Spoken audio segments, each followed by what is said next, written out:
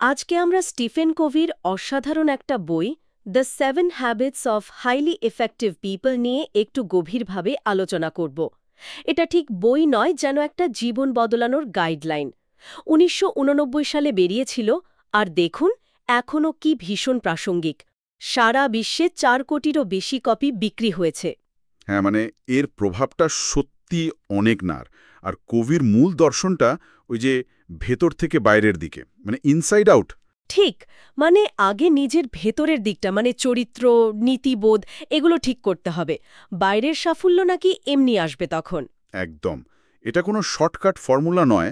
আসলে ভিত্তিটা হলো কিছু চিরন্তন নীতি, সততা, ন্যায্যতা, মানুষের মর্যাদা, সেবা, এইসব আর কি। দীর্ঘমেয়াদী অভ্যাসের কথা বলা হয়েছে এখানে। হুম, তাহলে চলুন কয়েকটা অভ্যাস নিয়ে কথা বলি। প্রথমটা তো খুবই পরিচিত, সক্রিয় হন বা বি প্রোঅ্যাক্টিভ। এর মানেটা ঠিক কি? শুধু কাজ করা? না না, তার চেয়েও বেশি কিছু। মানে হলো নিজের জীবনের জন্য, নিজের পছন্দের ফলাফলের জন্য পুরো দায়িত্বটা নেওয়া, পরিস্থিতি বা অন্য কাউকে দোষ না দেওয়া আর কি। আচ্ছা। একটা দারুণ কথা বলেন, যে কোনো ঘটনার পর আমাদের প্রতিক্রিয়া দেখানোর আগে একটা ছোট্ট স্পেস বা জায়গা থাকে। মানে ভাবার সময়। হ্যাঁ, ওই সময়টাতে আমরা সচেতনভাবে সিদ্ধান্ত নিতে পারি। মানে আবেগ দিয়ে নয়, বরং ভেবেচিন্তে প্রতিক্রিয়া জানানো, নিজের প্রতিক্রিয়ার ড্রাইভিং সিটে বসা, এই আর কি। বাহ, দারুণ কনসেপ্ট তো। আচ্ছা, দ্বিতীয় অভ্যাস, শেষটা মনে রেখে শুরু করুন। মানে begin with the end in mind. এটা কি শুধু গোল সেটিং? গোল সেটিং তো বটেই, তবে তার থেকেও বড় কিছু। এটা হলো জীবনের একটা সামগ্রিক ছবি দেখা। মানে একদম শেষে গিয়ে আমি মানুষ হিসেবে কোথায় থাকতে চাই, কোন নীতিগুলো আমার পরিচয় হবে। ও আচ্ছা, মানে একটা পার্সোনাল মিশন স্টেটমেন্টের মতো। অনেকটা তাই। এটা হলো পার্সোনাল লিডারশিপ। কারণ ভুল সিঁড়িতে তাড়াতাড়ি ওঠার চেয়ে সঠিক সিঁড়িতে ধীরে ধীরে ওঠাও তো ভালো, তাই না? সব কাজ যেন ওই শেষ লক্ষ্যের দিকেই যায়। বোঝা গেল। জীবনের একটা ব্লুপ্রিন্ট তৈরি করার মতো। আচ্ছা, তৃতীয় অভ্যাস, গুরুত্বপূর্ণ কাজ আগে করুন। Put first things first. এটা তো টাইম ম্যানেজমেন্টের মতো শোনাচ্ছে। হ্যাঁ, তবে শুধু লিস্ট করা নয়।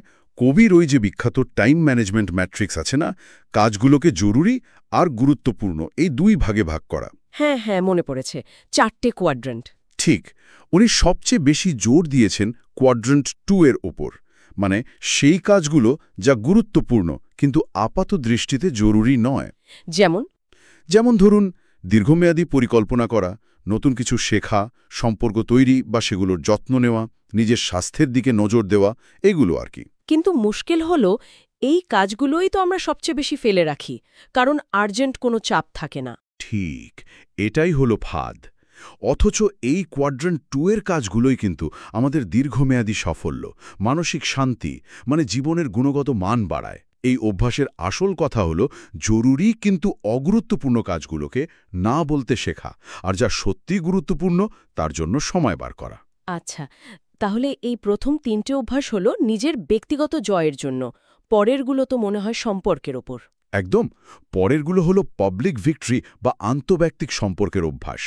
যেমন 4 নম্বর, পারস্পরিক সমঝোতায় বিশ্বাস রাখা বা থিঙ্ক উইন উইন। মানে এমন সমাধান খোঁজা যেখানে দুপক্ষেরই লাভ হয়। আমি জিতব, তুমি হারবে, এই মানসিকতা নয়। এটা খুব দরকারি। 5 নম্বরটা? 5 নম্বর, আগে অন্যকে বোঝার চেষ্টা করা, তারপর নিজে অন্যের কাছে বোধগম্য হওয়া। Seek first to understand, then to be understood. মানে আগে মন দিয়ে অন্যের কথাটা শোনা, তার জুতোয় পা গলিয়ে তার দিকটা বোঝা, তারপর নিজের কথা বলা। আমার মনে হয় আজকের দিনে এই অভ্যাসটা সবচেয়ে কম চর্চা হয়, সবাই বলতে ব্যস্ত। ঠিক বলেছেন। এরপর 6 নম্বর, সমন্বয় বা সিনার্জাইজ তৈরি করা। সিনার্জাইজ মানে টিম ওয়ার্কের মাধ্যমে এমন কিছু তৈরি করা যা একা একা সম্ভব ছিল না। 1 আর 1-এ 2 নয়, 3 বা তারও বেশি হওয়া। ভিন্নতাকে শক্তি হিসেবে দেখা। আর শেষটা? শেষটা হলো করাত ধার দিন বা শার্পেন দ্য স। মানে নিজেকে সতেজ রাখা, রিচার্জ করা। শারীরিক, মানসিক, আধ্যাত্মিক এবং সামাজিক বা আবেগিক এই 4 দিক থেকেই নিজের যত্ন নেওয়া, যাতে দীর্ঘ সময় ধরে ভালোভাবে কাজ চালিয়ে যাওয়া যায়। তাহলে সব মিলিয়ে এই 7টা অভ্যাস কিন্তু আলাদা আলাদা নয়, একটা আরেকটার সাথে জড়িয়ে আছে, তাই তো, একটা পুরো সিস্টেম। একেবারে। এটা একটা নীতিভিত্তিক জীবনযাপনের কাঠামো, আর এর জন্য কিন্তু বেশ গভীর আত্মবিশ্লেষণ আর নিয়মিত চর্চা দরকার। এটা কোনো ম্যাজিক নয়। হুম।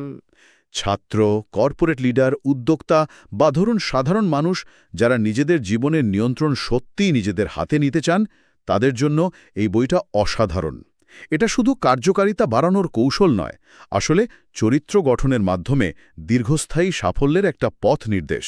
দারুণ আলোচনা হলো। শেষ করার আগে একটা ছোট্ট বিষয় ভাবার জন্য রেখে যাই। যদি কেউ ধরুন আগামী 1 মাস শুধু 5 নম্বর অভ্যাসটা, মানে অন্যের কথা মন দিয়ে শোনার চেষ্টা করা, এটা যদি একটু মন দিয়ে প্র্যাকটিস করেন, তাহলে তার ব্যক্তিগত বা কাজের জায়গায় সম্পর্কগুলোতে কী ধরনের পরিবর্তন আসতে পারে, এটা কিন্তু ভেবে দেখার মতো একটা বিষয়।